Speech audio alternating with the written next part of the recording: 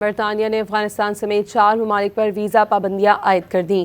برطانوی وزارت داخلہ کے مطابق افغانستان، کیمرون، میانمار اور سوڈان کے طلبہ ویزے بند کیے جائیں گے۔ برطانوی وزارت داخلہ نے اپنے بیان میں بتایا کہ پناہ کی درخواستوں میں اضافے پر پہلی بار ایمرجنسی بریک لگائی گئی۔ افغان شہریوں کے ورک ویزے بھی ختم کیے جا رہے ہیں۔ برطانیہ نے افغانستان سمیت 4 ممالک پر ویزا پابندیاں عائد کر دیں۔ برطانوی وزارت داخلہ کے مطابق افغانستان، کیمرون، میانمار اور سوڈان کے طلبہ ویزے بند کیے جائیں گے۔ برطانوی وزارت داخلہ نے اپنے بیان میں بتایا کہ پناہ کی درخواستوں میں اضافے پر پہلی بار ایمرجنسی بریک لگائی گئی۔ افغان شہریوں کے ورک ویزے بھی ختم کیے جا رہے ہیں۔